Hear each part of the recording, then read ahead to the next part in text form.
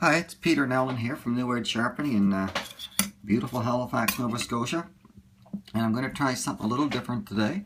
Now I know I promised my friend Jeff that I'd be doing a video on sharpening the tip of a knife, but I've had the unique opportunity of getting a Takamura knife shipped to me from Ontario to sharpen. So Takamura knives are known for their impossibly acute angles that they sharpen. The Takeda brothers sharpen at, the Takamura brothers sharpen at 12 degrees, and so with 12 degrees, just to put it in perspective, when I sharpen a Henckels knife, for example, the spine is off the stone approximately, 3/4 of an inch, an inch. A Takamura knife, it's to get 12 degrees, it's almost lying flat on the stone. So you just push it, you have to lay it on flat, push it up against a little tiny bit, and you've got to maintain that the whole time to get it at as close to 12 degrees as possible. So they're very thin, they're very nicely made, and it's a beauty knife, but this knife hasn't been done in a few years and it needs a little thinning. So what I've done is I painted the edge with a Sharpie, right the primary bevel and the secondary bevel, the thinning area. So the part that I need to be that needs to be worked on first. So I'm starting this off on a Nanawa Professional 600. I could have went, if I was just sharpening, I would have probably went right to a 1000 grit stone, but it's I need to remove a little bit of metal. So I'm going to try this out. I've never sharpened a Takamura before, and I rarely sharpen at 12 degrees.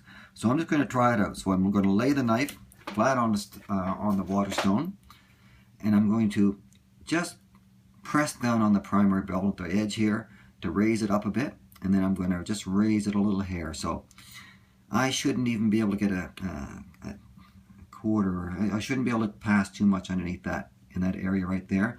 Like I said, normally we're up here. We're right about here. So let's going to make a couple passes here to see if I'm touching that secondary bevel.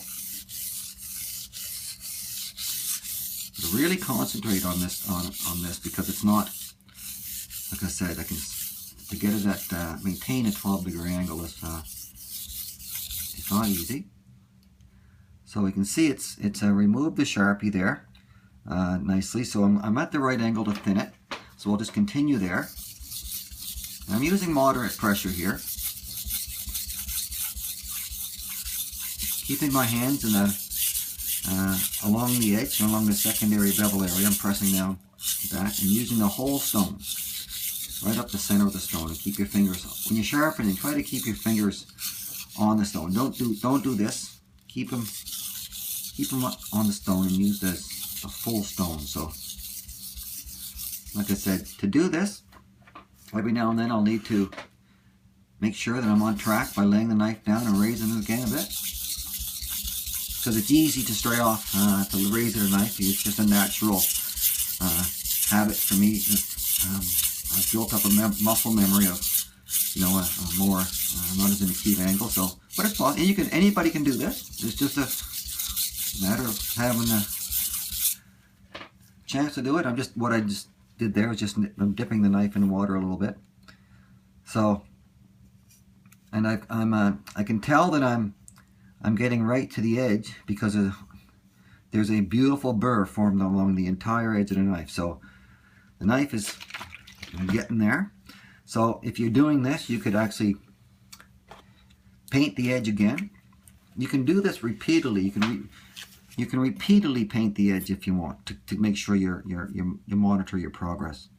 So like I said, I just got this Sharpie, carefully painting the entire area that I want to touch, not just the primary edge, but I want to thin the knife a little bit. So I'm doing the whole area on our magic tool there, the Sharpie.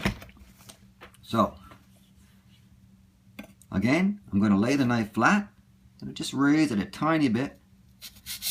I'm going to start with the heel parallel here as I work, and then I'll just move to my normal 45-degree angle, and I'll check out my progress here in a second just to make sure that I'm on target. So you can see that I've removed the Sharpie all the way except up to here, so I'll just work up on there a bit.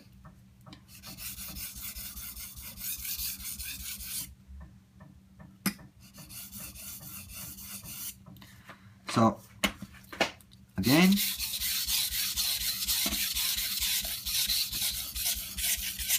pinning here, but I'm going all the way to the edge. So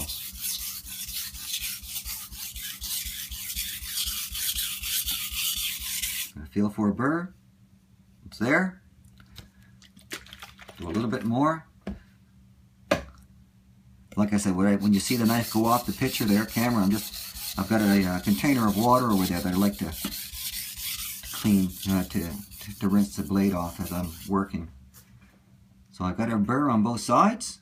Now, as I've said in my previous videos, again, I'm going to use less pressure here as I'm removing the burr. And I'm just going to, again, pressing. That knife is flat. I'm just going to raise it a little bit. Ridiculously low angle here. But this edge, just steel, can handle that edge. It's a powder. They make it out of a powdered steel. They call it R2. And it is just unbelievable.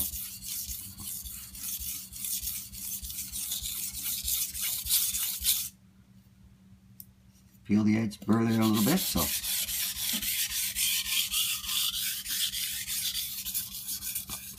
just repeating the process here.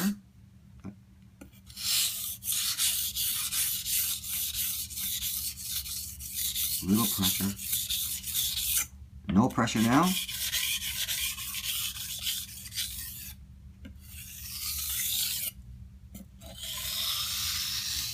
I'm just, I want to get any burrs. Now, I just like to remove the burr after every stone. It's imperative that you remove it when you're finished. So let's have a look at this.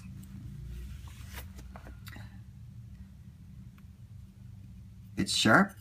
So remember, that's only a 600 grit stone, so I'm not looking for an edge here really. I'm just making sure that I thinned it out a little bit on both sides.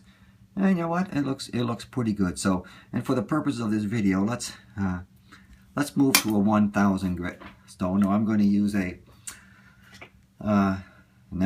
Shapton glass 1000 grit stone here.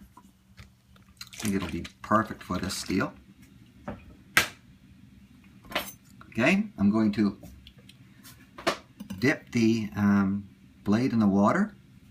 These are beautiful splash and go stones, so I don't have to worry about it too much. Too much water on there, so not to be soaked. So I'm going to, again, here we go, up a little tiny bit. Now, I could paint that edge again if I wanted to, but I'm not going to. You can do that as many times you want. So, it just, like I said, this is a extremely acute angle.